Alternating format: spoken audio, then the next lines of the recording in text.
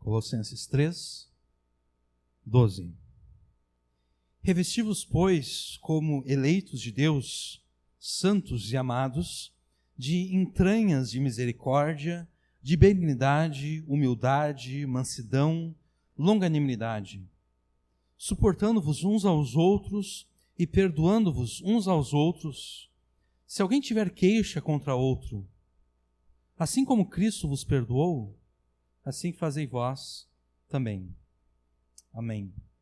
Até aqui a palavra de Deus. Você, com certeza, já foi magoado por alguém. E muito mais do que magoado, você provavelmente já foi machucado por alguém. Certamente existem pessoas que te fizeram o mal. Porque é impossível nós vivermos este mundo por muito tempo sem sermos magoados, sem sermos machucados. É impossível nós vivermos este mundo por muito tempo sem que alguém não faça o mal contra nós.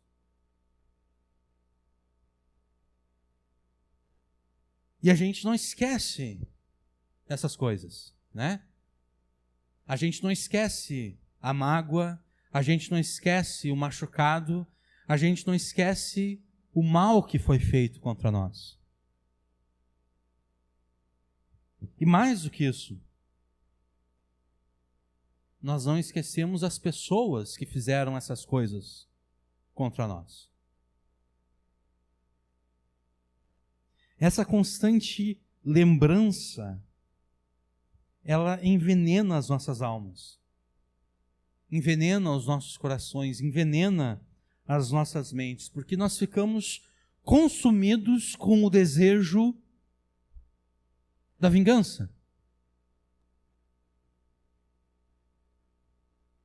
A constante memória do mal que foi feito, a constante memória da pessoa que fez o mal, nos consome com o desejo de vingança. Nós queremos nos vingar da pessoa. E no final, isso acaba nos fazendo mais mal do que o próprio mal que nós recebemos antes. Esse desejo que nos consume pela vingança acaba nos fazendo mais mal do que o mal pelo qual nós queremos nos vingar. E nem é necessário ser um crente para perceber isso, nem é necessário ser um cristão para perceber que isso faz mal para nós, né? Mesmo a psicologia anticristã dos nossos dias reconhece isso como sendo verdade.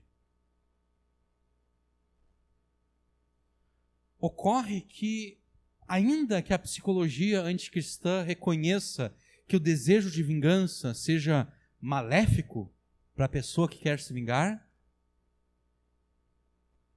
a psicologia anticristã ela não consegue dar uma resposta a isso. Ela conseguiu detectar o problema, mas ela não consegue dar uma resposta que resolva o problema. Há psicólogos que dizem, por exemplo, que a melhor vingança é viver bem. Alguém te fez o mal, alguém te prejudicou. Em vez de você se vingar fazendo mal contra aquela pessoa, o que você faz? Você dá a volta por cima. Você vive bem. A melhor vingança é viver bem. Num primeiro momento, essa frase, esse conceito, até parecem ser cristãos. A melhor vingança é viver bem. Mas a verdade não é o conceito, essa frase, eles não são cristãos. Na verdade, eles são anticristãos e exatamente por isso eles estão completamente errados. Por quê? Porque ainda que você viva bem, ainda que você viva uma boa vida, a tua motivação continua sendo errada.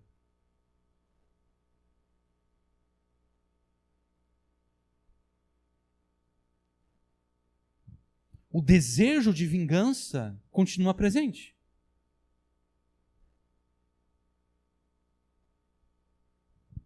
A vingança foi direcionada de forma diferente, mas ela continua presente ali.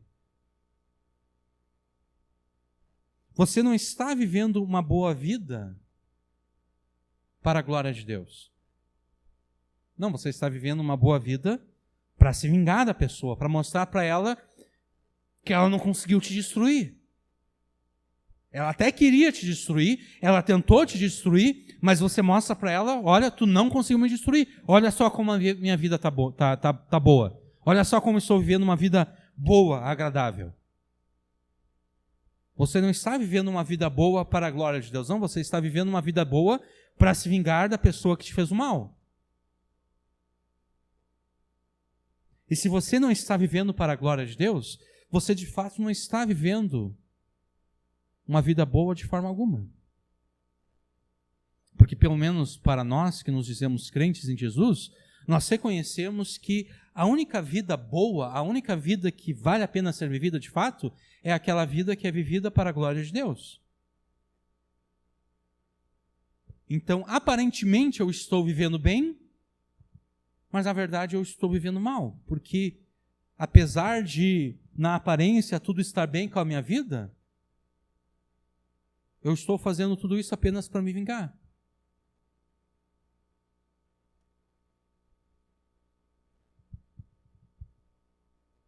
A tua vida continua girando ao redor da vingança.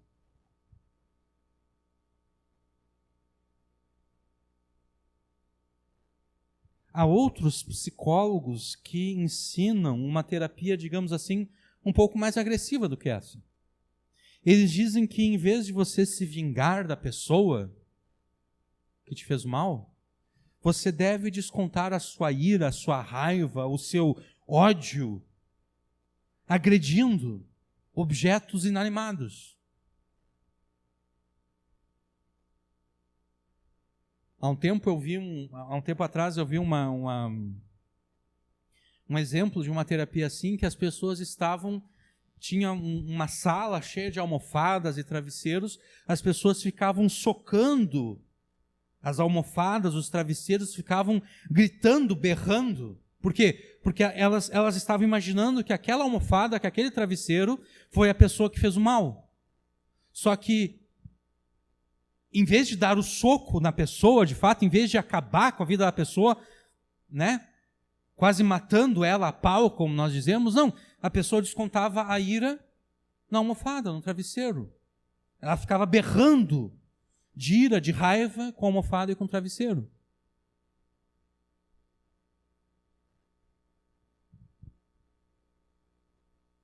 No primeiro momento, essa parece ser uma solução viável, né? Mas na verdade não é, porque, de novo, o problema central não está sendo tratado. O desejo da vingança está ali, a ira está ali, o desejo, inclusive, de matar a pessoa está ali, está presente, não foi resolvido.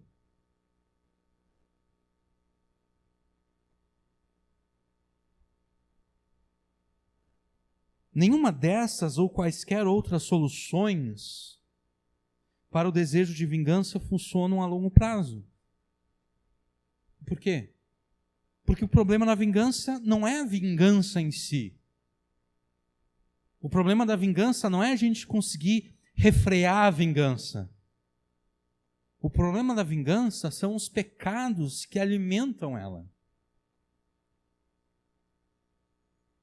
Porque ainda que eu consiga refrear todo o meu desejo de vingança, ele continua ali dentro, né? E eu não sei se daqui a um ano, de repente, eu não vou explodir, né? Porque, de repente, agora eu estou conseguindo guardar o desejo de vingança. Eu estou conseguindo segurar. Eu estou conseguindo me controlar. Mas eu não sei se daqui a um ano eu vou conseguir.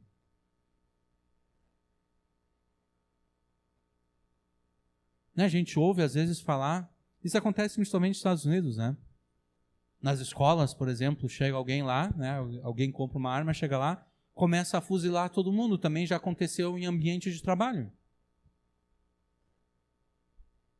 Né? O funcionário lá, por alguma razão, ele acha que foi injustiçado.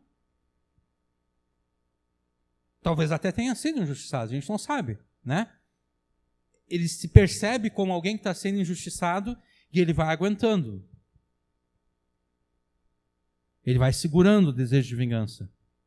Até que, de repente, dá um clique na mente dele, ele não consegue mais segurar, ele compra uma arma, ele vai para o lugar onde ele trabalha ou trabalhava e mata todo mundo.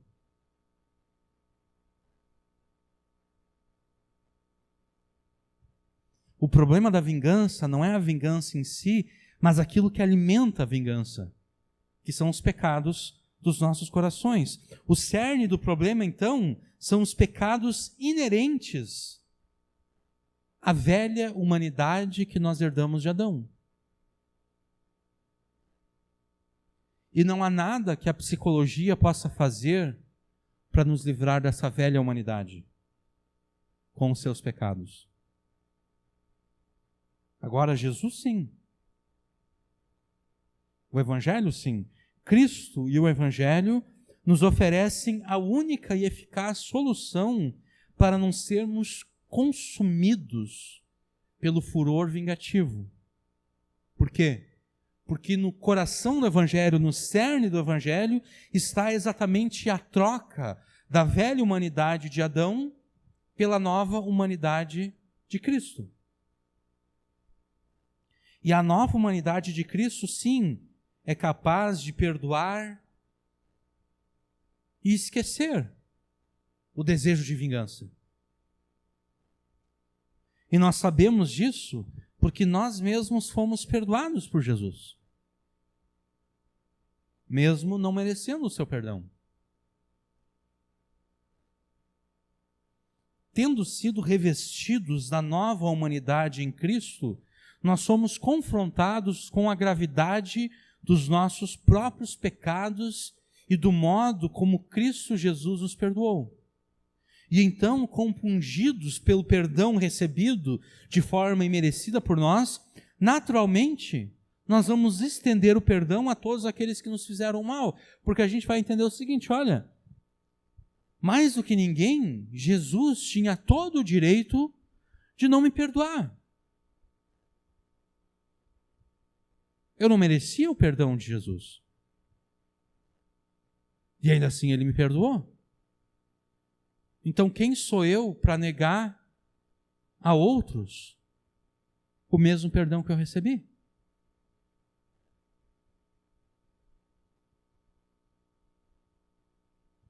Só que para isso, para que você seja capaz de perdoar deste modo, dessa forma, é necessário que você se revista das virtudes do próprio Cristo. Você foi revestido da nova humanidade em Cristo e agora você deve demonstrar isso de forma prática, vivendo segundo aquilo que Deus te fez ser. Deus te transformou numa nova criatura. Deus fez com que você fosse participante de uma nova criação em Cristo. Deus fez com que você fosse participante de uma nova humanidade em Cristo. Então agora você deve agir de acordo. Você foi revestido com a nova humanidade em Cristo, agora você deve se revestir com as virtudes de Cristo. E estando revestido com as virtudes de Cristo, aí sim você será capaz de perdoar. De esquecer a vingança, de deixar a vingança para lá, de perceber que se Deus não se vingou de ti por causa dos teus pecados, que eram muito mais graves do que os pecados que cometeram contra você, por que você se vingaria? E agora eu me lembro daquela parábola que Jesus contou, né? Havia um rei,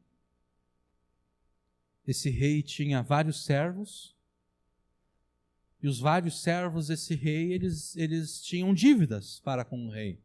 O rei havia emprestado dinheiro para eles, e não era pouco dinheiro, era bastante dinheiro. E o rei pensou, quer saber, eu vou começar a coletar essas dívidas, eu vou começar a cobrar. Né? Já faz tempo que eu emprestei esse dinheiro, né?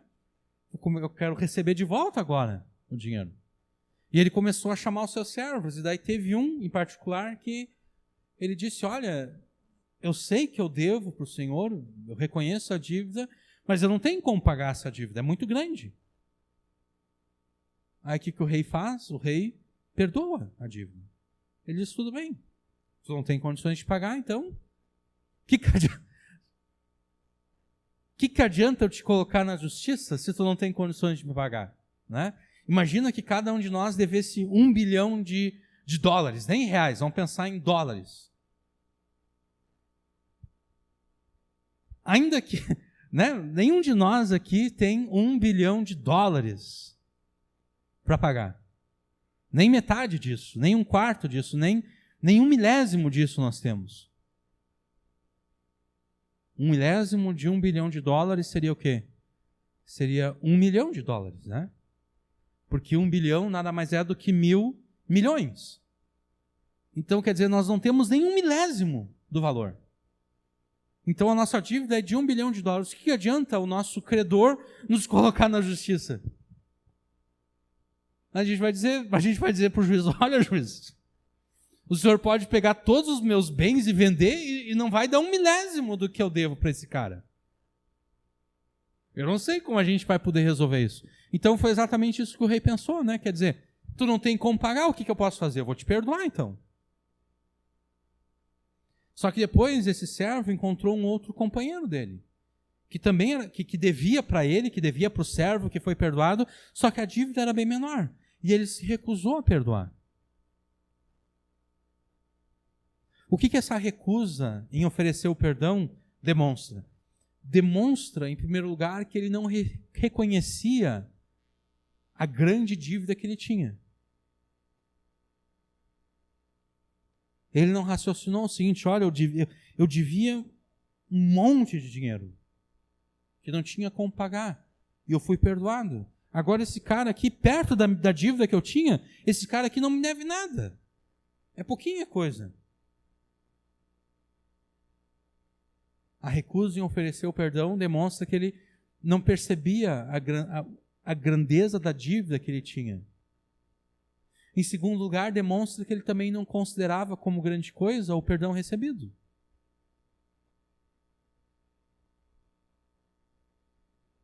Não é porque se eu não reconheço que a minha dívida era grande e a minha dívida foi perdoada, eu também vou desprezar o perdão, né? Porque se a dívida não era grande, o perdão também não foi grande coisa assim.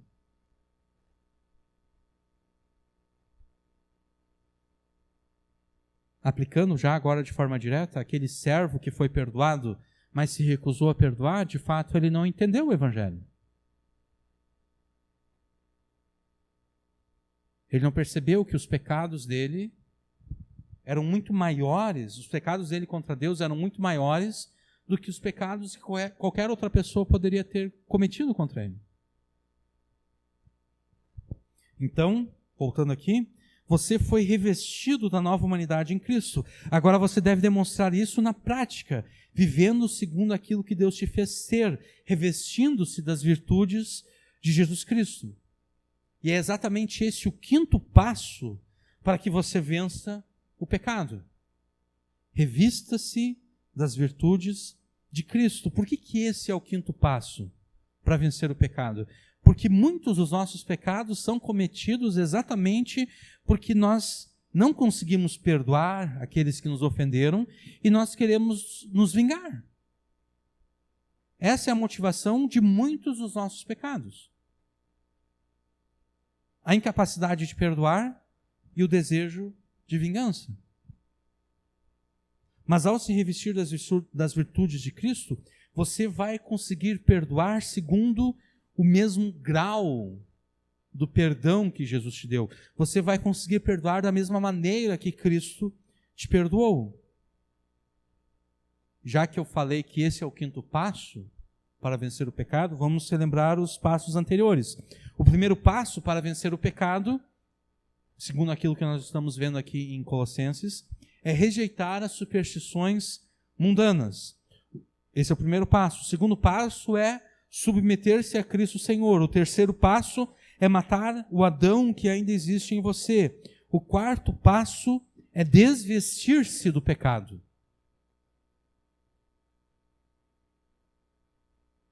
E em conexão próxima com o quarto passo, desvestir-se do pecado, está o quinto passo, que é revestir-se das virtudes de Cristo. Faça isso e você será capaz de perdoar a todos os teus ofensores. Você será capaz de perdoar a todas as pessoas que te fizeram mal. De modo que a tua vida não mais vai ser envenenada com esse furor vingativo. Revista-se das virtudes de Cristo e você conseguirá finalmente perdoar a quem te fez ou a quem te fez o mal. O versículo 12, tanto no grego quanto na nossa versão da Bíblia aqui, começa com o verbo revestir no modo imperativo, né? Revestivos. Ele começa com o verbo revestir no modo imperativo e ele é seguido pela conjunção lógica inferencial pois, que poderia ser traduzido também como portanto. Paulo escreveu revesti-vos, pois. Ao usar essa conjunção lógica inferencial pois, Paulo está apresentando o versículo 12, 13 e os seguintes como sendo uma implicação lógica daquilo que ele escreveu anteriormente. Tá? Ou seja, o mandamento para revestir-se das virtudes de Cristo tem como base, se não tudo aquilo que Paulo escreveu anteriormente, pelo menos parte daquilo que ele escreveu antes do versículo 12. Como nós devemos entender então e aplicar o mandamento para que nós nos revistamos das virtudes de Cristo? Bom, para entender isso a gente tem que então voltar um pouquinho na história, tá? Já foi dito em pregações passadas que Paulo, ele sempre fundamenta os imperativos dele nos indicativos. E aqui eu estou falando do modo verbal, né? O modo verbal imperativo é aquele que ordena que algo deva ser feito, como por exemplo, revesti-vos. Paulo, ele sempre fundamenta os imperativos no indicativo. O que o modo indicativo faz? O modo indicativo do verbo. O modo indicativo do verbo simplesmente diz aquilo que é, ou aquilo que foi. O modo indicativo fala da realidade. O modo imperativo diz aquilo que deve ser. A gente já observou isso em pregações passadas, por exemplo, como... Por exemplo, capítulo 2, versículo 12. Olha só. Colossenses 2, 12. Paulo escreveu o seguinte: sepultados com ele no batismo, nele também ressuscitastes pela fé no poder de Deus, que o ressuscitou dentre os mortos. Tá? Versículo 20 do capítulo 2. Se, pois, estáis mortos com Cristo contra os rudimentos do mundo, por que vos carregam ainda de ordenanças, como se vivesseis o mundo, tais como não toques, não proves, não manuseis? Então, o versículo 12 e o versículo 20, Paulo está usando o modo indicativo. Né? Vocês estão sepultados com Cristo. Obviamente, só pode estar sepultado quem está morto. Né? Versículo 20, ele diz, vocês estão mortos com Cristo. Ele está usando então o modo indicativo para dizer o seguinte: olha, todo crente, todo aquele que crê em Jesus, vocês estão mortos com Cristo. Aí ele chega no capítulo 3, versículo 5. Mortificai, pois, fazei morrer, pois. Aqui ele está no modo imperativo. Primeiro ele usou o modo indicativo, ele disse, olha, vocês estão mortos com Cristo. Agora ele está dizendo, bom, já que vocês estão mortos com Cristo, então façam morrer os vossos membros que estão sobre a terra. A fornicação, a impureza, a afeição desordenada, a concupiscência, a avareza, que é a idolatria, assim por diante. Primeiro ele usa o modo indicativo, vocês estão mortos. Depois ele diz, agora então façam morrer. Na semana passada nós observamos o mesmo no capítulo 3, versículos 8 e 9. Olha só. Mas agora, despojai-vos, aqui está no imperativo, tá? Mas agora despojai-vos também de tudo, da ira, da cólera, da malícia, da maledicência, das palavras torpes da vossa boca. Não mintais uns aos outros, pois que já vos despistes do velho homem, ou da velha humanidade, como nós estamos tratando, né? Já vos despistes da velha humanidade com os seus feitos, com os seus pecados, e vos revestistes do novo homem, da nova humanidade, que se renova para o conhecimento segundo a imagem daquele que o criou. Aqui Paulo inverteu, aqui ele primeiro usou o imperativo, no versículo 8, despojai-vos, despivos, desvestivos, e depois o versículo 9 ele usa o indicativo. Por que vocês devem se desvestir de tudo isso que é pecado? Porque vocês foram desvestidos da velha humanidade. Deus desvestiu vocês da velha humanidade. A imagem que está por trás aqui é a imagem lá do relato da criação e da queda. Depois que Adão e Eva pecaram, antes deles terem pecado, eles estavam nus e eles não se envergonhavam.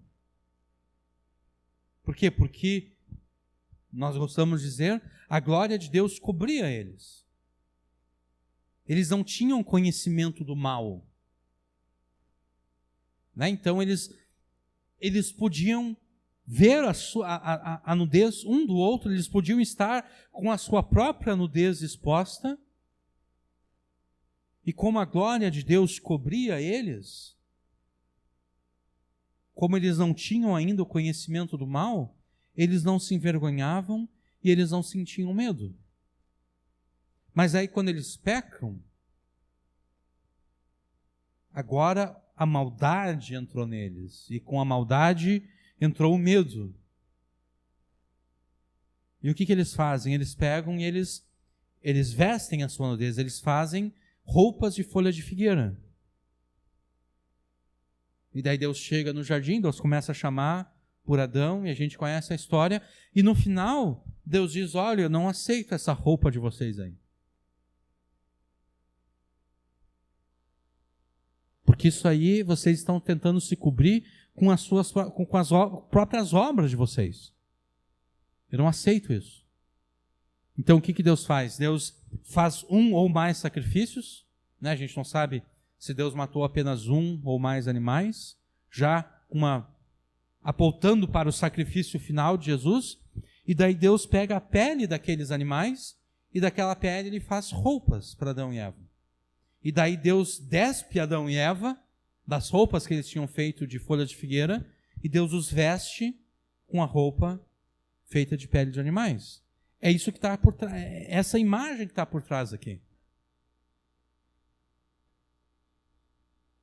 Nós fomos desvestidos da velha humanidade e fomos revestidos da nova.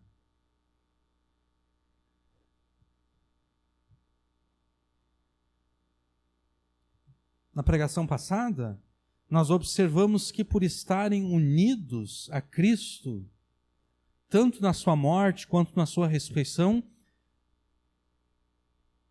os colossenses e nós, todos nós que cremos em Jesus, por ocasião da nossa fé nele, nós fomos despidos da velha humanidade, que nós herdamos de Adão, e fomos revestidos da nova humanidade que recebemos de Cristo. E agora nós não temos tempo para explicar essas expressões, velha humanidade de Adão, nova humanidade em Cristo. Tá? Isso ficou em pregações passadas. Se você precisa recordar, você deve ouvir as pregações passadas, especialmente aquelas a partir do capítulo 3, versículo 1. Agora nós vamos dizer apenas o seguinte: a humanidade caída e pecadora de Adão, ou melhor, a humanidade caída e pecadora tem em Adão o seu representante diante de Deus. Já a humanidade redimida e obediente a Deus tem Jesus como o seu representante diante de Deus. Só que Adão e Jesus, eles não são apenas os nossos representantes diante de Deus. Não, Adão e Jesus, eles funcionam também como modelos da nossa humanidade. Enquanto nós estamos na incredulidade, Nós fomos representados por Adão. E sendo representados por Adão, a nossa humanidade é semelhante à humanidade de Adão. Uma humanidade pecadora e rebelde contra Deus. Mas a partir do momento que nós cremos em Jesus, Jesus tornou-se o nosso representante diante de Deus. O que significa que agora a nossa humanidade não é mais a humanidade de Adão, não. Deus nos despiu daquela humanidade e nos revestiu com a humanidade de Cristo. Agora, Deus ele não foi pego de surpresa pelo pecado de Adão. Às vezes a gente pensa que Deus foi pego de surpresa. Não, Deus sabia que Adão iria cometer pecado, que Adão pecaria. Deus sabia disso. Tá? Desde os tempos eternos, Deus sabia disso.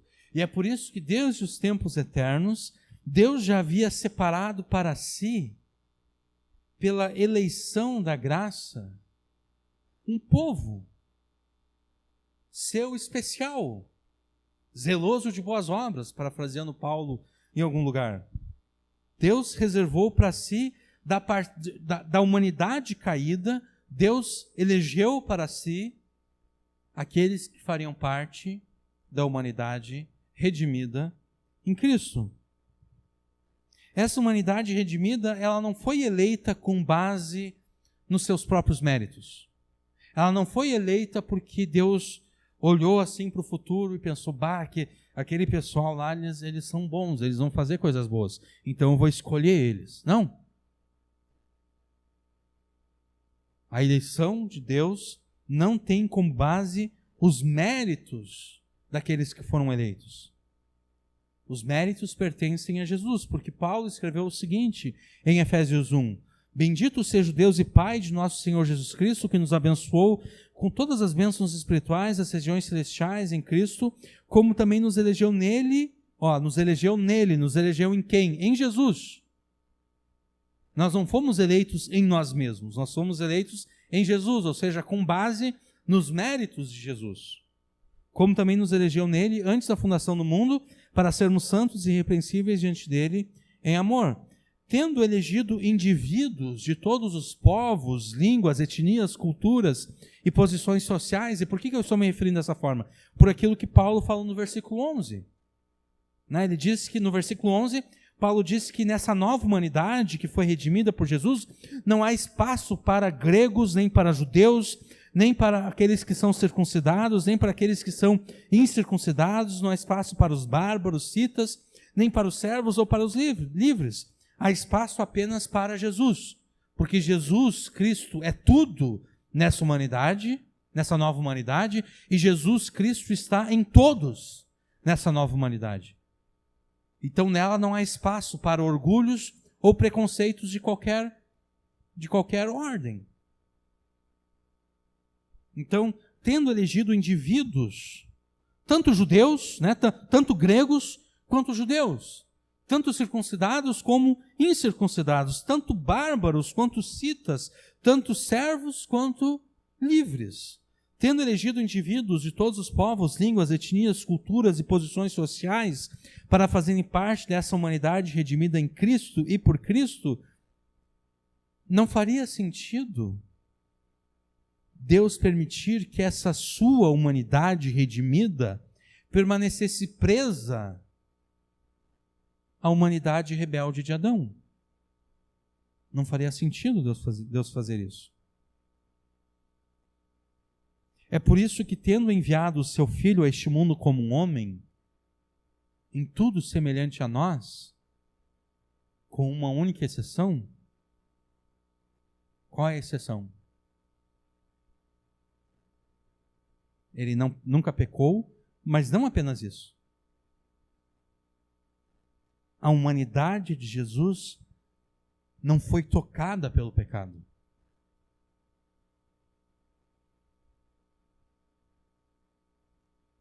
A gente pode pensar, por exemplo, numa situação trágica em que um bebê recém-nascido morre. Ele nunca pecou também. né? Aquele bebê que morreu, recém-nascido, ele nunca pecou. Mas ele é diferente de Jesus. Aquele bebê recém-nascido nunca pecou. Mas a humanidade que ele tinha foi tocada pelo pecado. Já a humanidade de Jesus não foi tocada pelo pecado, não foi contaminada pelo pecado como a nossa. Que do ponto de vista prático isso significa?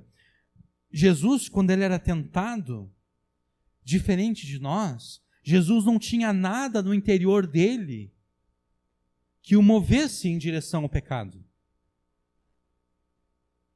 As tentações sofridas por Jesus eram tentações reais, tão reais quanto as nossas. Mas Jesus não tinha o coração dele contaminado pelo pecado. Né? Jesus disse que é do coração do homem que procedem os pecados, os homicídios, os adultérios, mas no coração de Jesus não havia pecados. No coração de Jesus não havia adultérios, homicídios e todos os demais pecados que existem nos nossos corações. Então, quando Jesus era tentado, Jesus suportava apenas uma pressão externa em direção ao pecado. Mas nada dentro dele dizia, é isso mesmo, vamos lá, vamos pecar.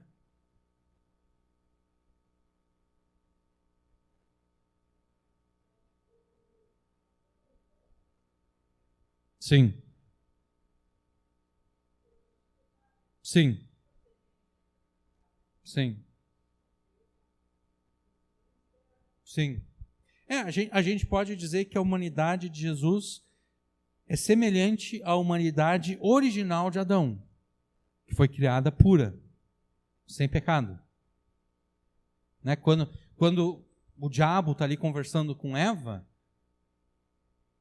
não havia nada no coração dela que estava inclinando ela em direção ao pecado. Ela foi realmente enganada pela conversa do diabo.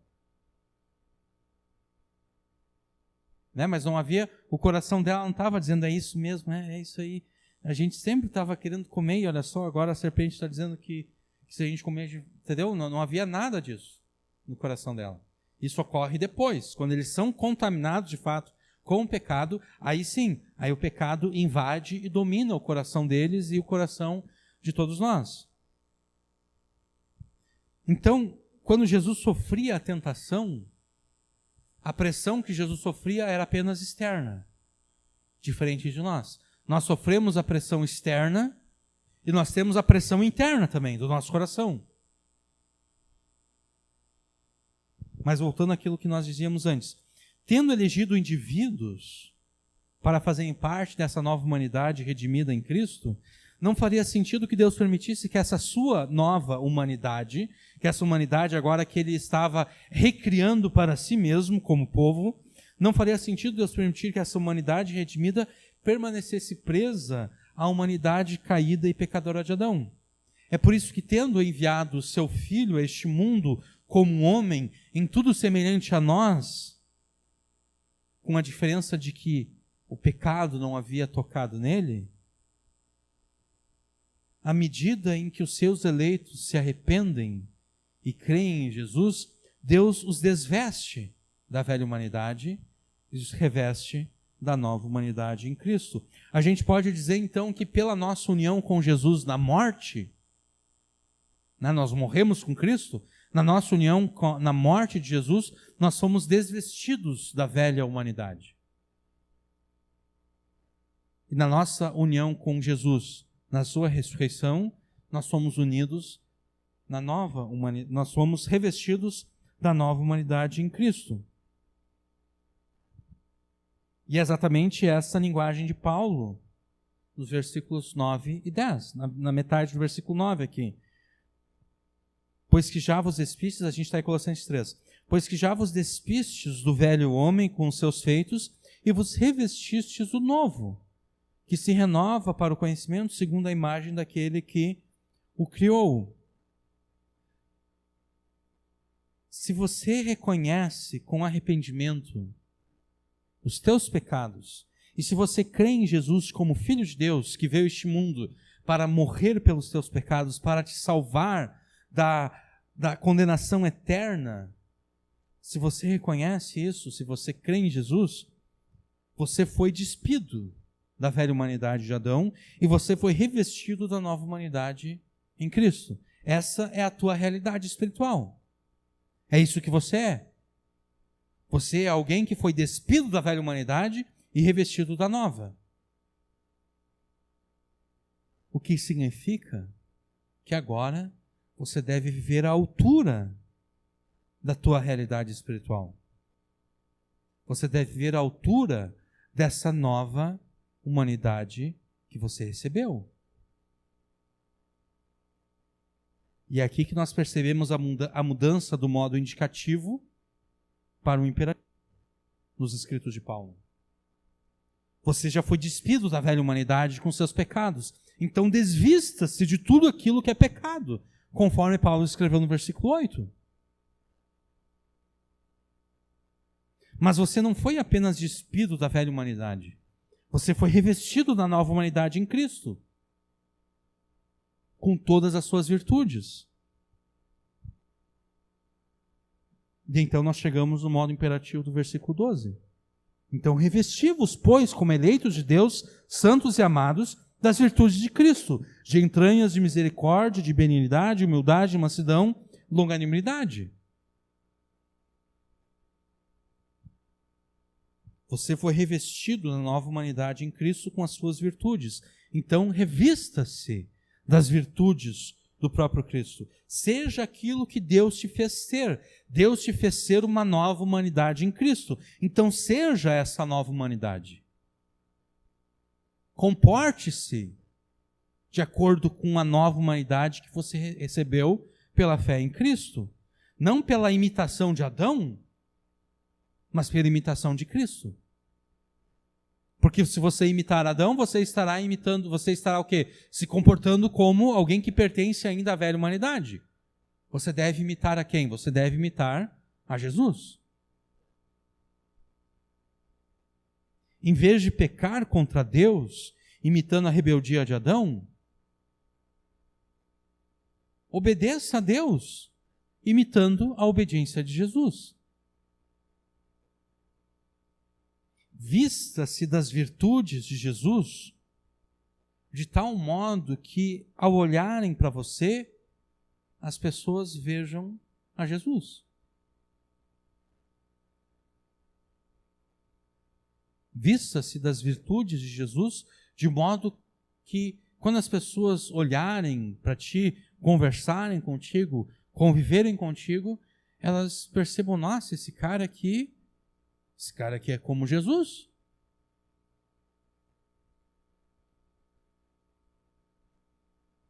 Na semana passada nós afirmamos que o desvestir-se dos pecados significa não mais cometer esses pecados.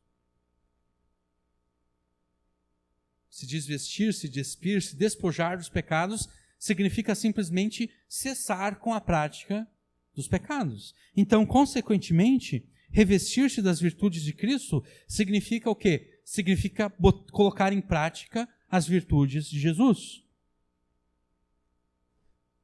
Não é apenas aqui que Paulo usa essa linguagem. Vou pedir que vocês abram comigo em Efésios capítulo 4.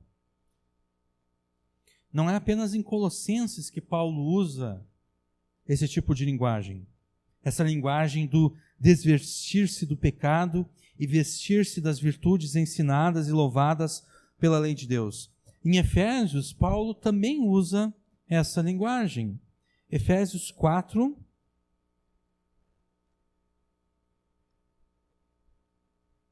versículo 17 em diante. E digo isso e testifico no Senhor, para que não andeis mais como andam também os outros gentios na vaidade da sua mente, entenebrecidos do entendimento, separados da vida de Deus pela ignorância que há neles, pela dureza do seu coração, os quais, havendo perdido todo o sentimento, se entregaram à dissolução para com avidez cometerem toda a impureza. Mas vós não aprendestes assim a Cristo, se é que o tendes ouvido e nele fostes ensinados, como está a verdade em Jesus. Que quanto ao trato passado, vos despojeis, vos desvestis do velho homem, que se corrompe pelas concupiscências do engano, e vos renoveis no espírito da vossa mente, e vos revistais o novo homem, que segundo Deus é criado em verdadeira justiça e santidade.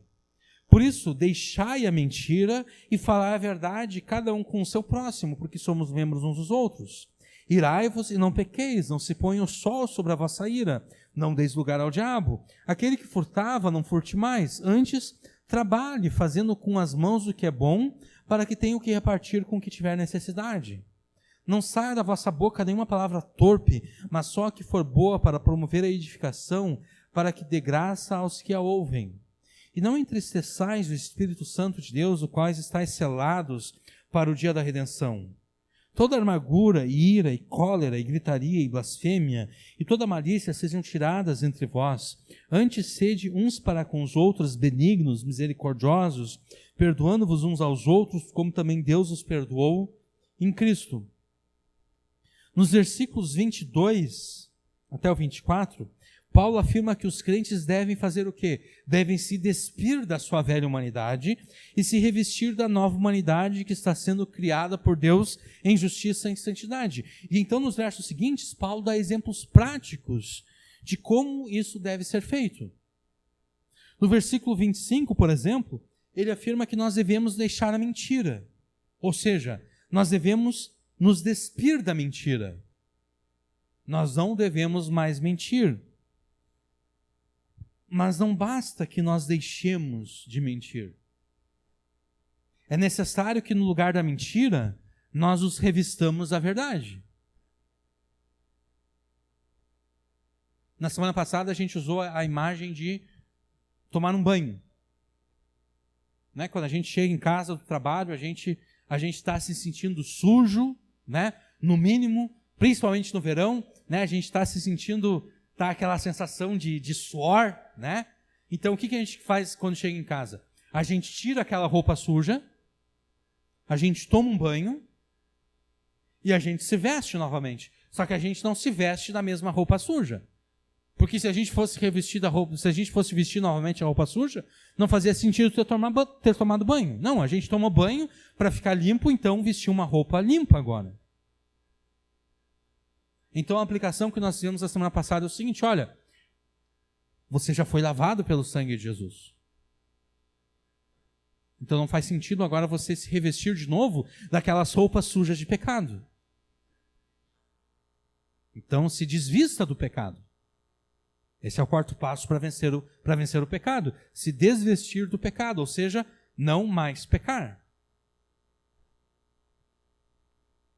Tudo bem? Nós fomos lavados pelo sangue do Cordeiro, nós fomos limpos de todo pecado, então a gente não deve se revestir das roupas sujas de pecado, mas a gente também não pode ficar nu.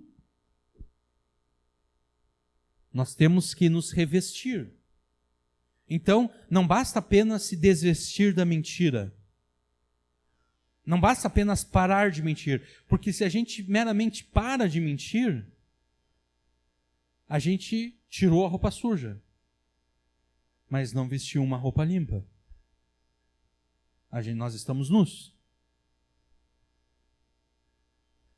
É necessário se despir da mentira e se revestir da verdade. É necessário que no lugar da mentira nós pratiquemos a verdade. Em vez de falar a mentira, nós devemos falar a verdade. Então, o segredo para vencer o pecado não é meramente parar de pecar. O segredo para vencer o pecado é substituir o pecado por uma virtude na lei de Deus que se contrapõe ao pecado que nós queremos vencer. Só para ficar no caso da mentira, digamos que eu seja um mentiroso compulsivo, né? Porque tem gente que é assim. Tem gente que só mente quando tem necessidade de mentir. Já tem outros, a pessoa tem compulsão pela mentira. Tudo que ela fala sempre é mentira. Ela não consegue falar a verdade. Ela vai contar uma coisa que aconteceu com ela, mas ela não conta aquilo que aconteceu. Ela tem que aumentar a história. Digamos que eu seja um mentiroso compulsivo. A única forma de eu conseguir, de fato, vencer a mentira, esse desejo de mentir, é substituir a mentira pela verdade. Ou seja, não basta eu apenas me calar quando antes eu estaria mentindo. Não basta eu apenas me isentar de contar uma mentira. Eu ia, se fosse tempos atrás, eu estaria mentindo, mas agora eu me calo para o quê? Para não mentir. Não basta isso. É necessário que eu abra a minha boca, mas agora para dizer a verdade. Devemos cessar com toda mentira e no lugar dela devemos falar a verdade uns com os outros. E daí é interessante aqui que num primeiro momento, parece que os versículos 26 e 27, eles estão desconectados do versículo 25. Né? Mas a verdade não. Tanto em Colossenses 3, como aqui em Efésios, Paulo relaciona os pecados como a mentira, por exemplo, à ira pecaminosa. Por que alguém chegaria a mentir a outra pessoa? Porque essa pessoa se irou e pecou. Ela ficou irada e ela usou aquela ira de forma errada. Ela pecou.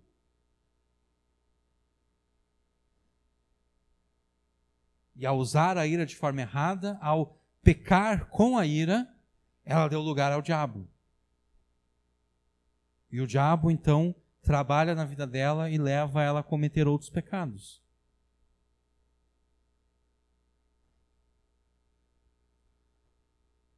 Na semana passada, nós afirmamos que a ira, por incrível que pareça, a ira é um dom que Deus nos deu. A ira é uma coisa boa. A ira é um dom que Deus nos deu. Eu iria falar isso depois, mas qual era uma das manifestações do Espírito Santo no Antigo Testamento? Era suscitar a ira no coração dos seus servos. Quantas vezes a gente não lê no Antigo Testamento? Então veio sobre ele o Espírito do Senhor e se acendeu a sua ira. A manifestação do Espírito foi trazer ira para o coração dos seus servos. A ira é um dom de Deus. A ira é um dom que Deus nos deu para que nós tenhamos energia psicológica e até mesmo energia física para resolvermos os problemas. É por isso que Paulo escreveu aqui, irai-vos, mas não pequeis. Paulo não diz, não se irem. Não, Paulo diz, irai-vos. Não tem nenhum problema em ficar irado. A questão é não pecar.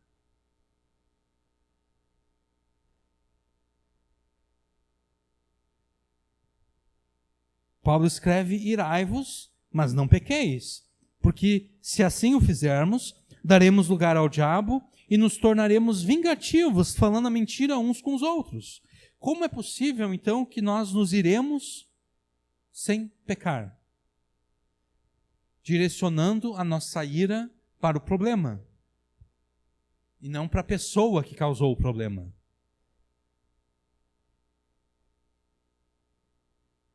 É por isso que Deus nos deu a capacidade para a ira. Para que por meio dessa energia psicológica, por meio dessa energia física, inclusive, porque a ira também gera em nós o quê? Gera em nós uma descarga de adrenalina. Né? A pessoa pode estar lá calma, cansada, mas de repente acontece uma coisa, ela fica irada, ela não fica cheia de energia. Você já não experimentou isso? Tu até está cansado, mas de repente tu fica irado de tal forma que é como se tu não tivesse cansado. Tu fica cheio de energia. Deus nos deu a capacidade para a ira, para que por meio dessa descarga de energia psicológica e física, por meio da adrenalina, nós consigamos resolver os problemas. Mas a gente acaba fazendo o contrário. Em vez de usar a ira para resolver o problema, a gente usa a ira para se vingar, para nos vingarmos da pessoa que causou o problema. E daí na semana passada a gente ilustrou esse ponto com os vários relatos que nós já ouvimos de mulheres, mães, que viram os seus filhos sendo atropelados por um carro. E o que essas mulheres fizeram? Elas foram lá, levantaram o carro e tiraram os seus filhos de debaixo do carro. O que é isso? Isso é a ira posta em ação para resolver o problema. Uma mulher não teria condições de levantar um carro em condições normais. Um homem, apenas um homem muito forte, mas um homem médio, comum, não teria condições de levantar um carro em condições normais. Mas aquela mulher, o que? Ela viu o seu filho, a sua filha, sendo atropelada. Então a ira se acendeu no seu coração, ela recebeu essa descarga de energia psicológica e física, ela foi lá, levantou o carro e tirou o seu filho e a sua filha debaixo do carro. Agora, vamos imaginar que no lugar da mãe fosse o homem, fosse o pai. O pai vê o seu filho, a sua filha sendo atropelada. Fica irado no seu coração. Só que em vez de usar essa energia para salvar o seu filho, ele usa essa energia para agredir o motorista. Para quem sabe, talvez matar o motorista que atropelou o seu filho. Esse é um uso pecaminoso da ira. Deus deu a ira naquele momento. Qual é o mais importante? É matar o cara que atropelou o teu filho ou é salvar a vida do teu filho? É salvar a vida do teu filho, é fazer o máximo que tu pode fazer para salvar a vida do teu filho. É para isso que Deus te deu a ira, para resolver o problema. Não é para se vingar da pessoa que causou o problema.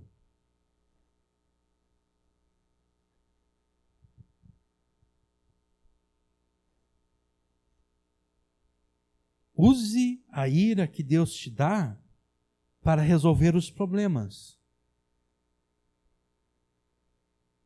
E daí vai ser muito mais fácil, se você fizer isso, vai ser muito mais fácil você perdoar as pessoas. Porque o que torna difícil a gente perdoar as pessoas? É quando, em vez de nós usarmos a ira para resolver os problemas, a gente fica irado com a pessoa que causou o problema. Daí realmente fica difícil de perdoar.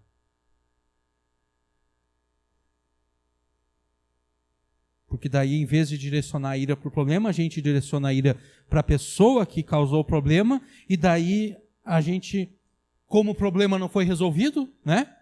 A gente não usou a ira para resolver o problema não foi resolvido, a gente fica continuamente irado com aquela pessoa, ou seja, o sol se pôs sobre a nossa ira, e daí aquela ira começa a dar lugar a esse furor, a essa cólera, a esse desejo de vingança. Então, na verdade, vai ser muito mais fácil nós perdoarmos as pessoas que nos fazem o mal, se em vez de nos irarmos contra essas pessoas, nós nos irarmos contra o problema que elas causaram, e então nós usamos a ira para resolver o problema. Porque daí o problema estando resolvido, a ira passa.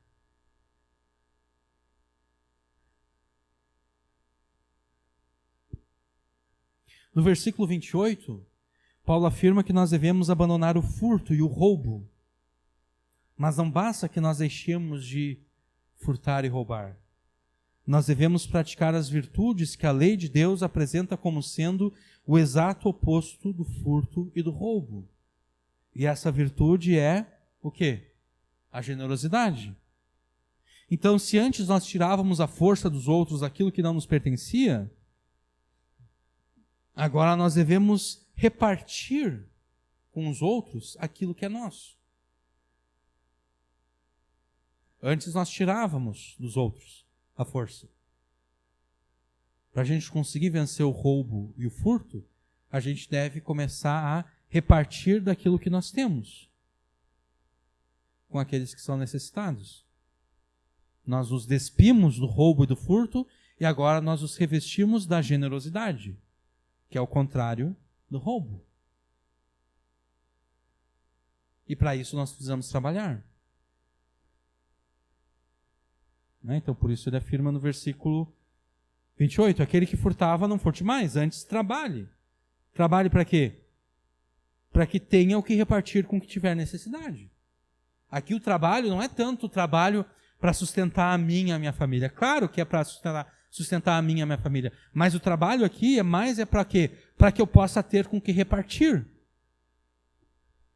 Eu tenho que trabalhar para que eu possa usar essa virtude que se contrapõe ao roubo.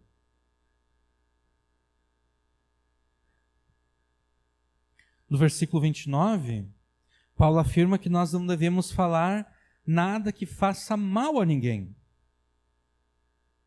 Nenhuma palavra torpe. Essa palavra torpe é a palavra que faz mal às pessoas, que destrói as pessoas. Mas não basta que nós não falemos palavras que causem o mal. No lugar dessas palavras, nós devemos falar palavras que façam o bem.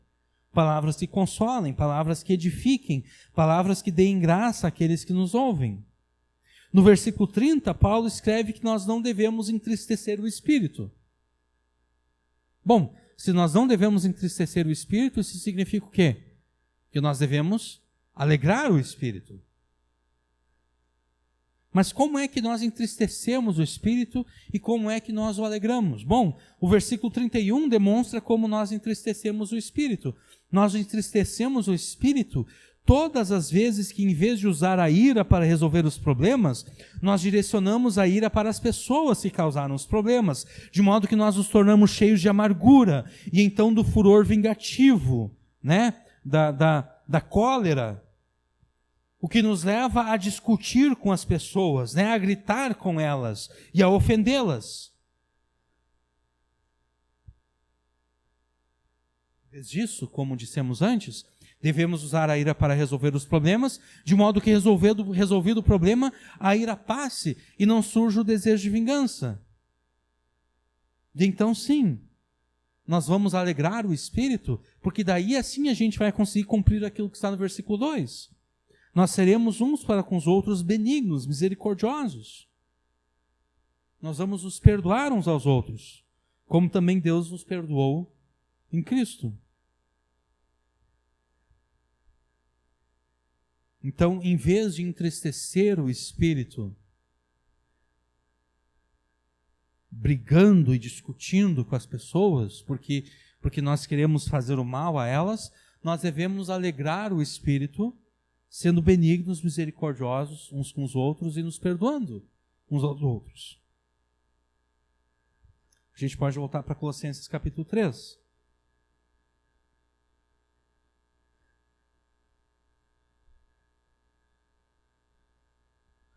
O segredo, então, para que você vença o pecado é substituir os teus pecados por aquelas virtudes na lei de Deus que se contrapõem aos pecados que você quer e precisa vencer.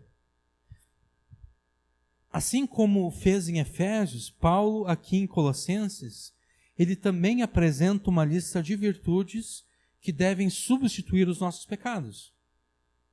E assim como lá em Efésios, essas virtudes pertencem ao próprio Jesus. E por isso mesmo elas pertencem a nós, porque nós somos revestidos com a humanidade do próprio Jesus. São essas virtudes que vão nos dar a capacidade de perdoar aqueles que nos fizeram o mal. Mas antes de nós passarmos a essa lista de virtudes, vamos entender um ponto anterior na argumentação de Paulo aqui no versículo 12. Paulo diz o seguinte: revesti-vos, pois, como eleitos de Deus, santos e amados.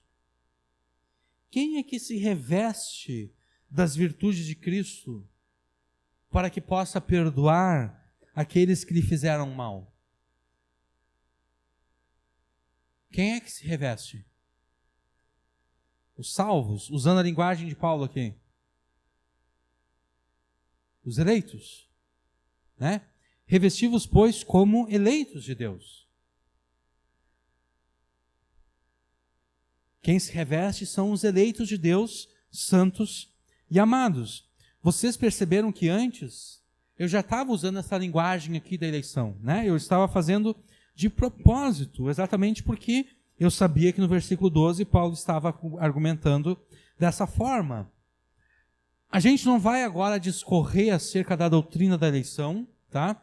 E nós nem vamos nos preocupar em responder às várias objeções que são feitas a essa doutrina, tá? Não é o nosso objetivo aqui.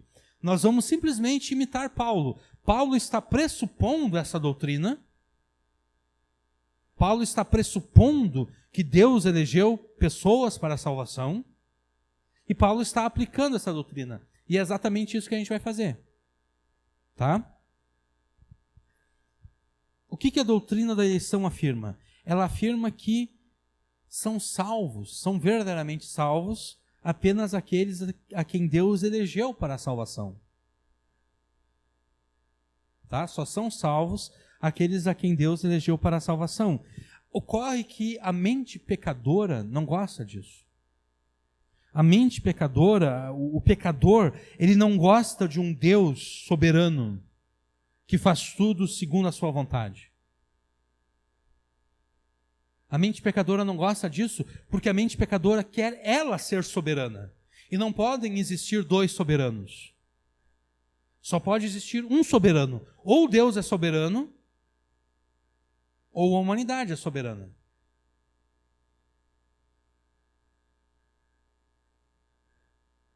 Então a mente pecadora, ela vai fazer de tudo para negar a doutrina da eleição. É por isso que das duas uma.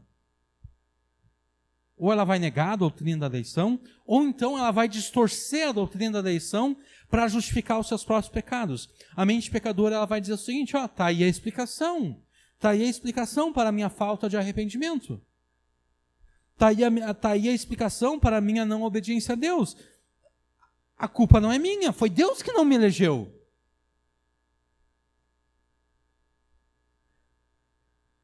Que culpa eu tenho que Deus não me elegeu? Não é minha culpa. Se Deus tivesse me elegido, eu teria me arrependido, eu teria crido em Jesus, eu passaria a obedecer a Deus. Eu me revestiria das virtudes de Cristo, mas Deus não me elegeu, então a culpa não é minha.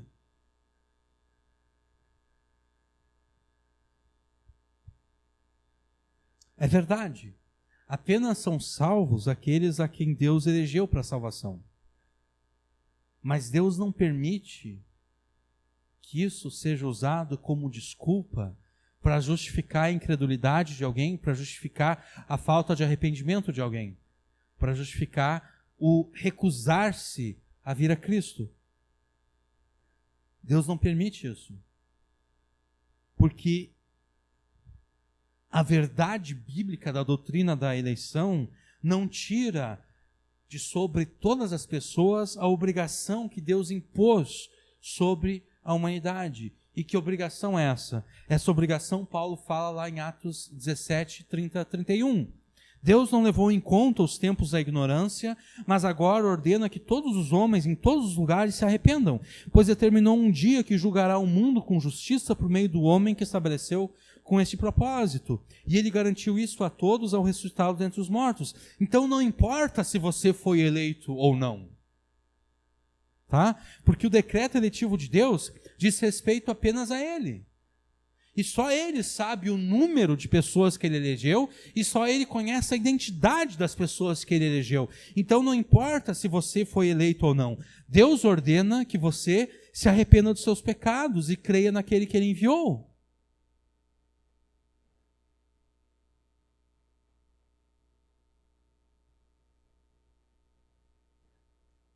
Não importa. Essa é a obrigação que Deus colocou sobre você e sobre todas as pessoas. Não importando se você ou qualquer outro foi eleito ou não.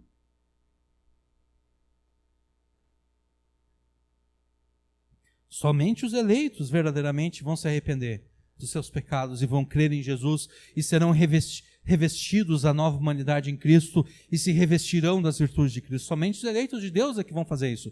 Mas a doutrina da eleição não anula a responsabilidade e a obrigação que Deus colocou sobre você, sobre os teus familiares, sobre os teus amigos, sobre os teus vizinhos, sobre os teus conhecidos e sobre todo mundo. Como é então que você poderá ter a certeza de que é um dos eleitos de Deus? Você terá essa certeza se você se desvestir dos pecados e se revestir das virtudes de Cristo, para que possa perdoar da mesma forma que Cristo te perdoou. Você terá essa certeza se, em vez de pecar contra Deus, você substituir os pecados que comete pelas virtudes de Cristo. É assim que você vai ter essa certeza. Então você me pergunta, tá bom, mas e se eu não estiver me despindo dos pecados? E se eu não estiver me revestindo das virtudes de Cristo? E se eu nem mesmo quero abandonar os meus pecados? E se eu nem mesmo tenho o mínimo desejo de substituir os meus pecados pelas virtudes de Cristo? E se em vez de perdoar, eu quero mesmo é me vingar daqueles que me fizeram mal?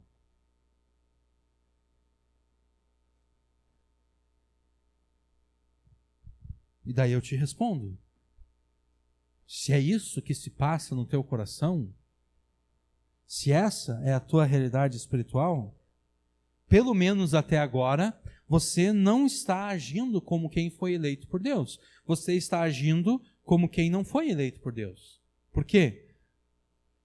Porque Deus elegeu com um objetivo.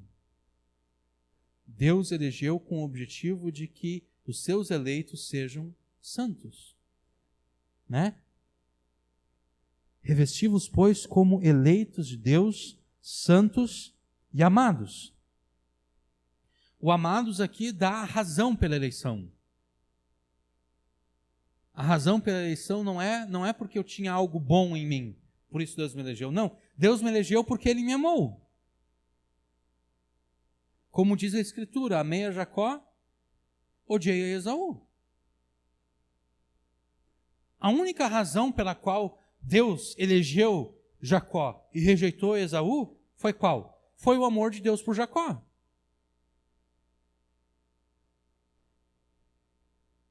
E daí Esaú poderia dizer, bom, então não é minha culpa, né? Deus diria, sim, é tua culpa porque tu é pecador. Por acaso tu não vendeu o teu direito de primogenitura?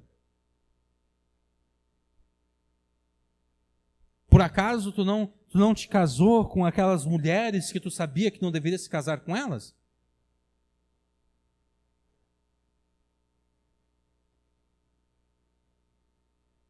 Então, o amados aqui, ele apresenta a razão pela eleição, ou a justificativa para a eleição. Deus elegeu aqueles a quem Ele amou. E Deus preteriu aqueles a quem Ele amou menos. Porque esse é o sentido de amei a Jacó, odiei a Esaú. Não é que Deus ativamente odiasse a Esaú, não. É que o amor que Deus tinha por Esaú era tão menor quando comparado ao amor que Deus tinha por Jacó, que o amor pequeno de Deus por Esaú até parecia um ódio. Não sei se vocês me compreenderam. É mais ou menos aquilo que Jesus fala.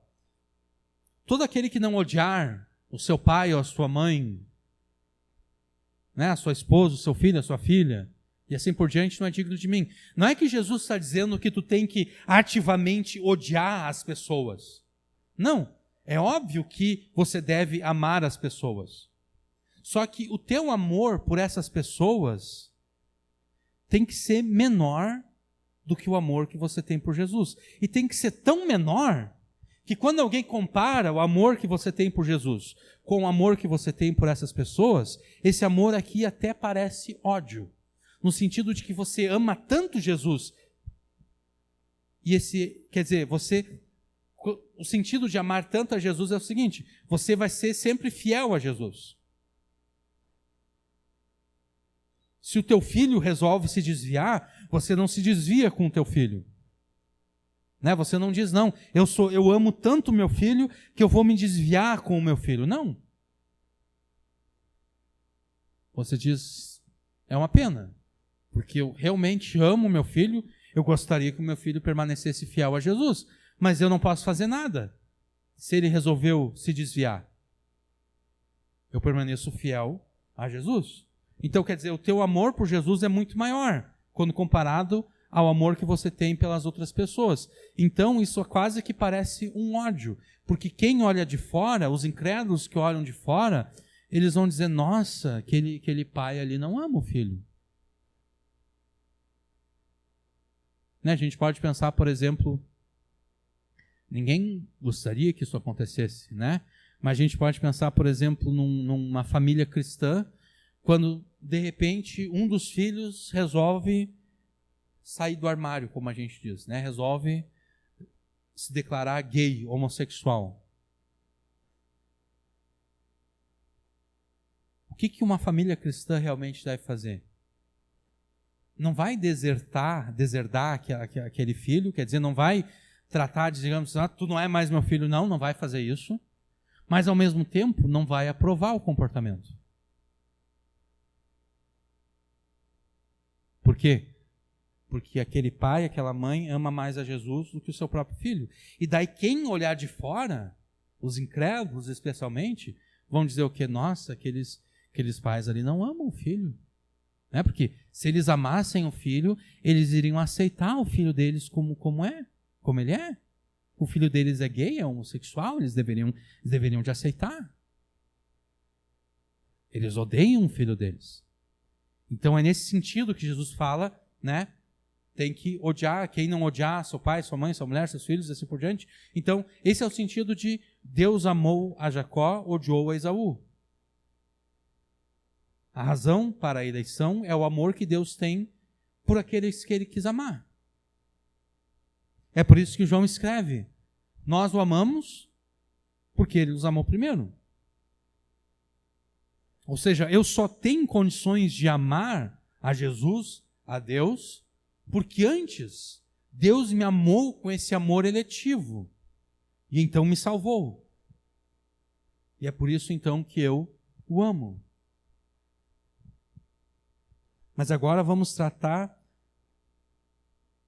da finalidade para a qual Deus elegeu os seus amados. Deus elegeu os seus amados para que eles sejam santos. Isso aparece em Efésios também, tá?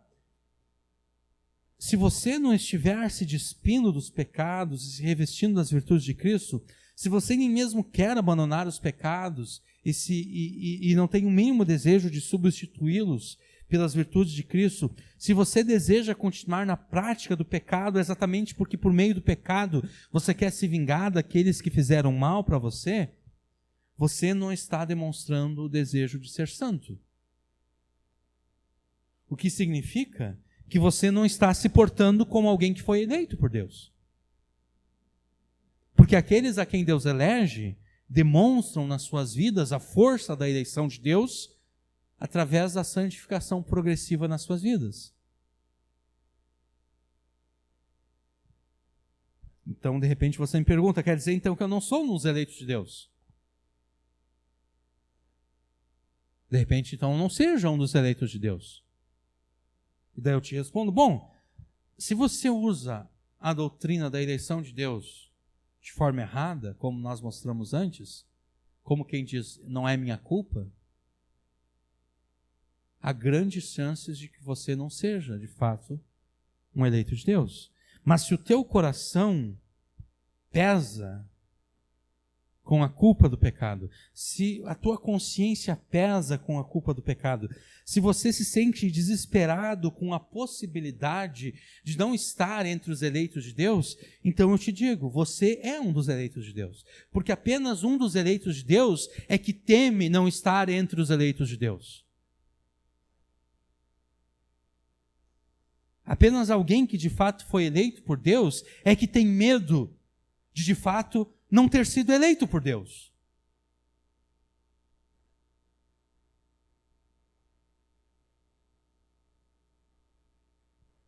Então, como alguém a quem Deus amou desde a eternidade passada, e por isso mesmo elegeu para ser santo, confesse os teus pecados a Deus com fé e arrependimento, e então, pela fé, una-se a Cristo na sua morte e ressurreição, para que você seja despido da velha humanidade e revestido da nova humanidade.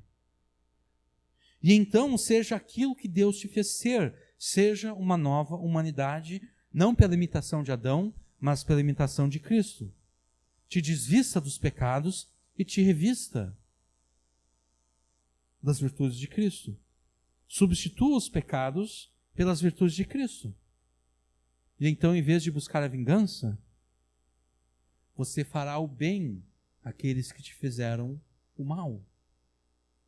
E agora sim a gente pode ver a lista de virtudes que Paulo fez aqui no versículo 12, que vão te capacitar a perdoar os teus ofensores.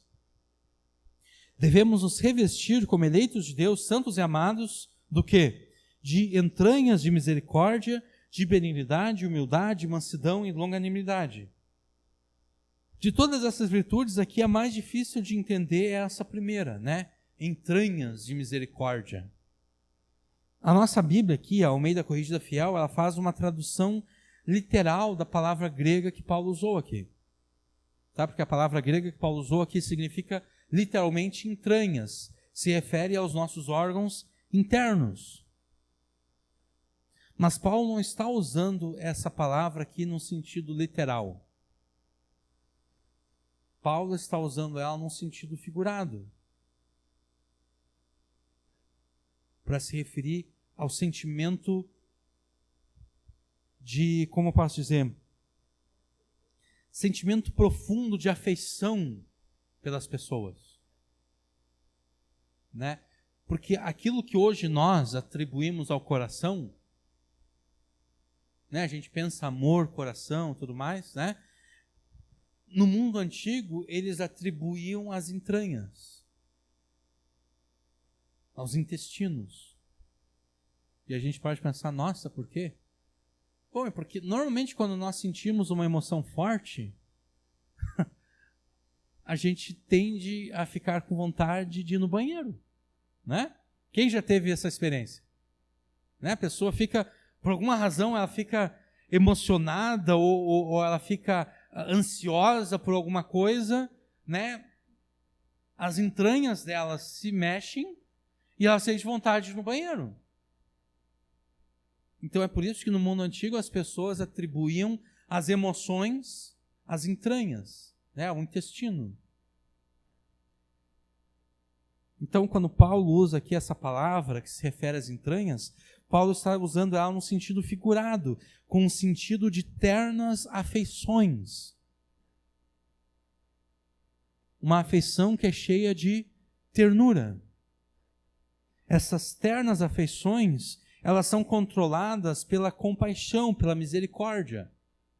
Entranhas de misericórdia. Então, ternas afeições cheias de misericórdia, cheias de compaixão.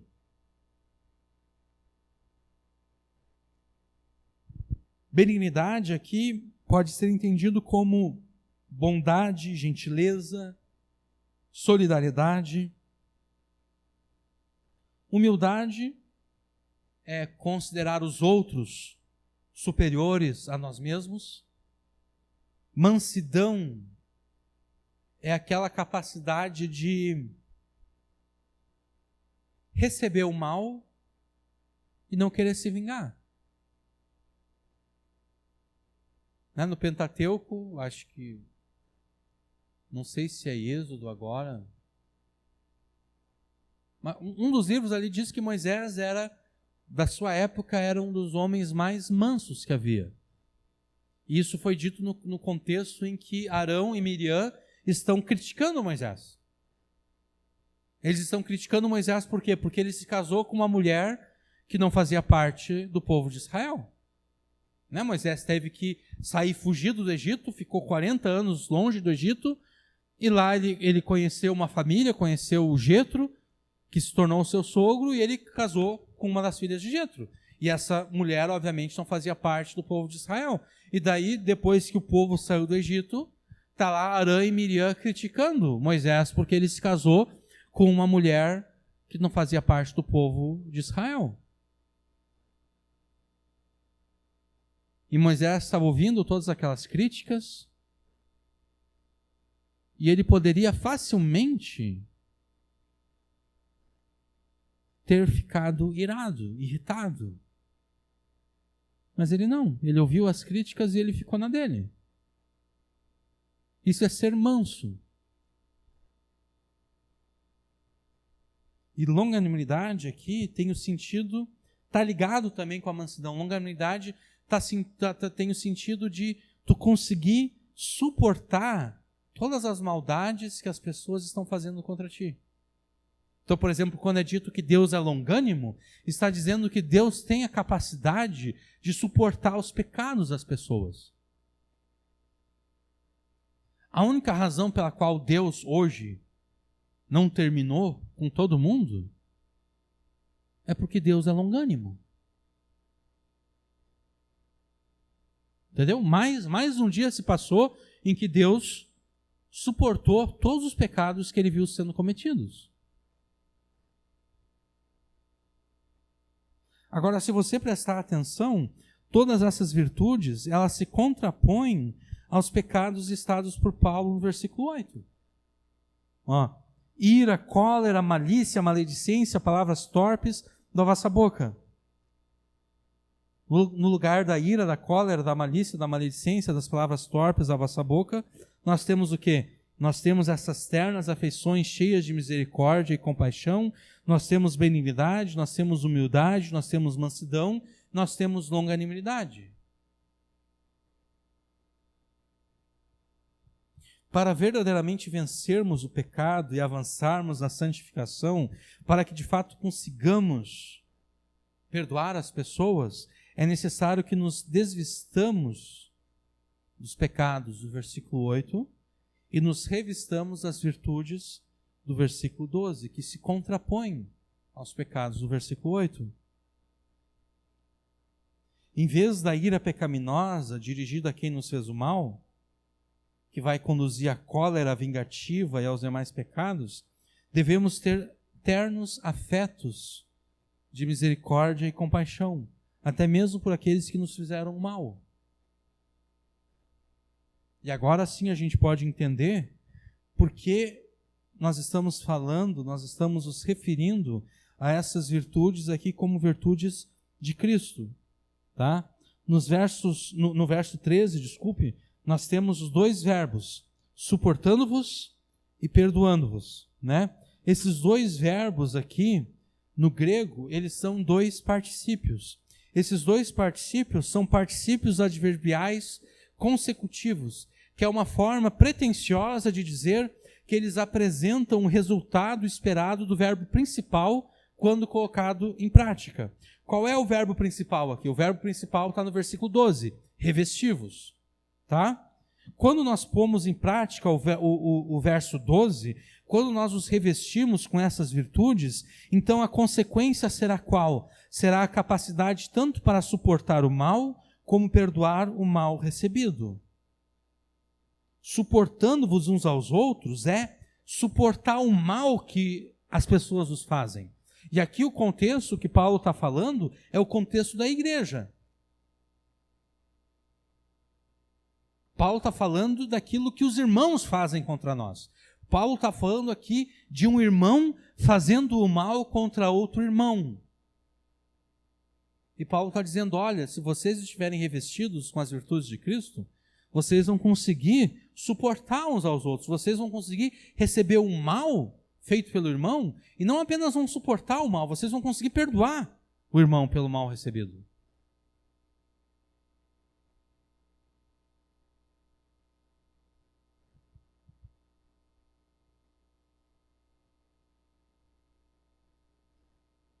É por isso que nós dissemos, então, que as virtudes do versículo 12 são as virtudes de Cristo, porque no verso 13, Paulo argumenta que nós devemos perdoar o mal recebido da mesma forma que Cristo nos perdoou. E como foi possível que Cristo morresse do nosso lugar e assim perdoasse os nossos pecados? Foi possível unicamente porque a humanidade de Cristo estava revestida com o quê? Estava revestida de ternas afeições cheias de compaixão e misericórdia, da bondade, da gentileza, da solidariedade, da humildade, da mansidão e da longanimidade. Porque se tinha alguém que tinha o direito de se vingar, era Jesus. Se tinha alguém que tinha o direito de se irar contra os nossos pecados e buscar uma justa vingança contra nós, era Jesus. Mas em vez disso, pelas suas ternas afeições, cheias de misericórdia e compaixão, pela sua bondade, pela sua gentileza, ele se solidarizou conosco. Ele se tornou fraco como nós. Ele se tornou homem como nós. Mesmo sendo o Senhor de tudo, ele demonstrou ser humilde. Porque ele se humilhou a si mesmo. Ele considerou que mesmo nós, pecadores, éramos superiores a ele mesmo, ainda que nada fôssemos. Por essa humildade, ele se rebaixou a si mesmo para nos servir, para que pelo seu serviço ele nos beneficiasse com a salvação. É isso, por exemplo, que Jesus fala. Ele mesmo fala acerca disso lá nos capítulos finais de João. Capítulos finais não, lá em João 13, eu acho, se eu não me engano. Quando Jesus lava os pés dos discípulos, ali Jesus está se colocando como aquele servo rebaixado que serve os demais. Ele foi humilde. A humanidade dele era revestida dessa humildade. Pela mansidão, pela sua mansidão e longanimidade, ele suportou não apenas os nossos pecados, mas também carregou sobre si os nossos pecados.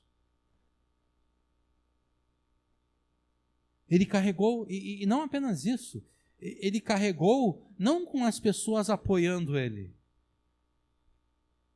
né? Ele carregou com as pessoas criticando ele. Além dele estar morrendo para salvar os pecadores dos seus pecados, os pecadores estavam criticando ele. Estavam xingando ele, estavam ofendendo ele.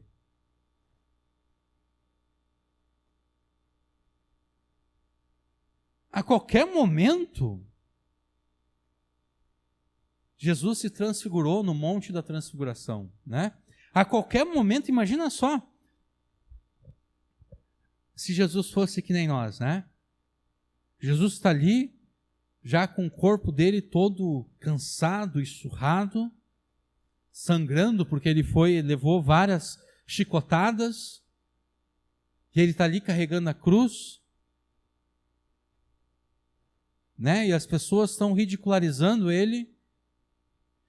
Se Jesus fosse como nós, ele ia quer saber? Ele ia pegar e largar a cruz no chão, ele ia de repente começar a resplandecer, e ele ia dizer: quem vocês acham que vocês são? Eu estou fazendo isso aqui para vocês. E naquele momento a ira do Cordeiro ia se acender e os montes iam cair sobre todos os pecadores. Se Jesus fosse um pouquinho igual a nós, era exatamente isso que ele faria. Né? Mas não. Pela sua mansidão e longanimidade, ele suportou não apenas os nossos pecados, ele também carregou sobre si os nossos pecados, enquanto estava sendo criticado e julgado e xingado pelas pessoas. E ridicularizado pelas pessoas. E mais do que isso, enquanto ele mesmo, ele não apenas carregou os nossos pecados sobre si, ele carregou a ira de Deus, que deveria de vir sobre nós, ele carregou sobre si também.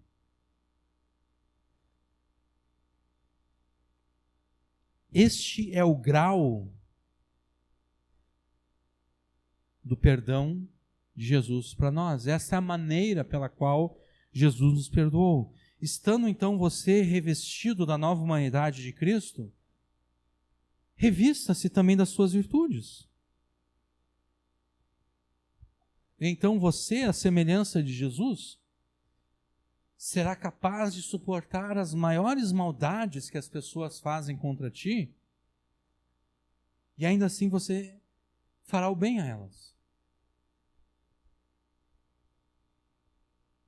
Porque é isso que o mandamento diz, né? Jesus disse que nós não devemos odiar os nossos inimigos. Nós devemos fazer o bem. Nós devemos amar os nossos inimigos. E quando Jesus fala para amar os inimigos, Jesus não está dizendo que a gente deve gostar dos nossos inimigos. O mandamento ali não é para gostar. Né? Porque quando a Bíblia fala de amar, quase sempre ela não está se referindo a esse sentimento esse sentimento de gostar de alguém. Não, amar é simplesmente obedecer à lei de Deus. Então, quando Jesus diz para amar os inimigos, Jesus está dizendo que eu devo me portar com relação ao meu inimigo da forma como a lei de Deus me ordena.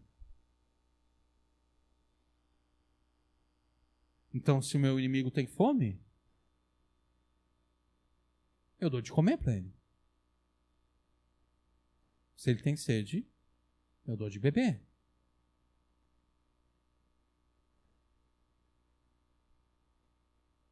Se ele me faz o mal, eu faço bem. Se ele mente contra mim, né, se ele mente para outras pessoas acerca de mim, se ele inventa boatos e coisas assim, eu nunca vou inventar boatos acerca dele.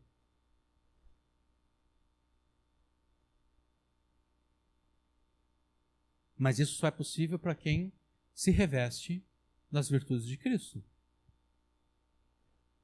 Para quem substitui os seus pecados pelas virtudes de Jesus. Você será capaz de suportar as maldades, mas além disso, você será capaz de perdoar as maldades. Você será capaz de perdoar as pessoas que te fizeram mal.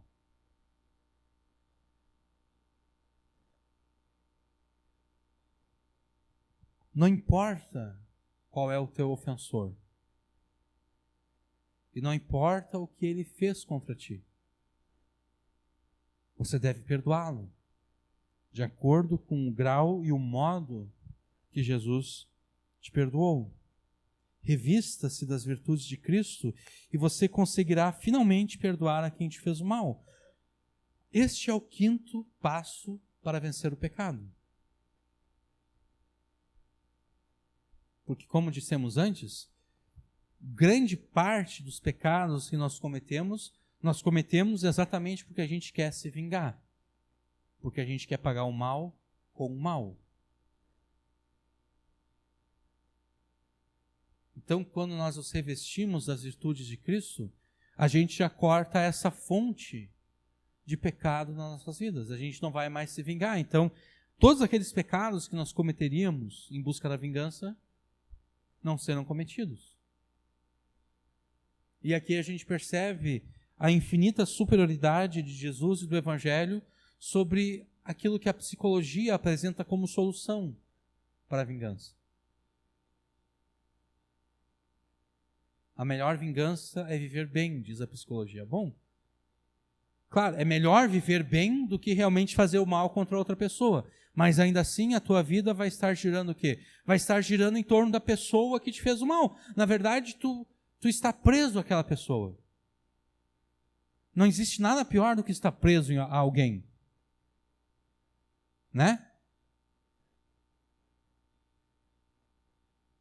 A pessoa nos faz o mal e a gente continua preso àquela pessoa, não porque a gente ama aquela pessoa, mas porque a gente quer mostrar para ela que o mal que ela fez não nos atingiu. Então a gente vive bem, porque a melhor vingança é viver bem. A gente continua preso à pessoa que nos fez mal. A gente continua caminhando ao redor da vingança. Deus não nos chamou para estarmos presos a ninguém. Deus nos chamou para a liberdade. Deus não nos chamou para estarmos escravizados ao desejo de vingança. Deus nos chamou para sermos livres de tudo.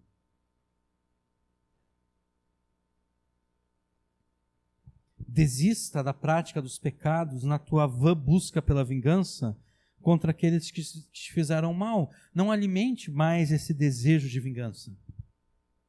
Porque quanto mais você continuar na prática do pecado, mais você vai estar alimentando o desejo de vingança. Agora, se você substituir os pecados pelas virtudes de Cristo, o desejo de vingança ele vai passar. Não é que ele vai passar instantaneamente. Não. É óbvio que é um processo, né? É algo que vai progredindo aos poucos. A cada dia, né? E quanto mais você substitui os pecados pelas virtudes, mais fácil vai ser na próxima vez. E daí, de repente, você vê aquela pessoa e quase que você nem se lembra mais do mal que aquela pessoa te fez. Porque você já abandonou qualquer tipo de desejo de vingança.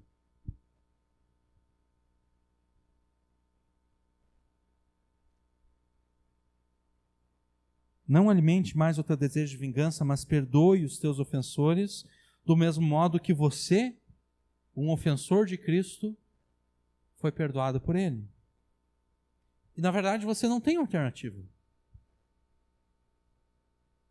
O Evangelho não nos deixa alternativa. Porque se você foi de fato perdoado por Jesus, você deve perdoar. Você não pode ser como aquele homem da parábola que não entendeu a gravidade da sua dívida e não entendeu a grandeza do perdão recebido.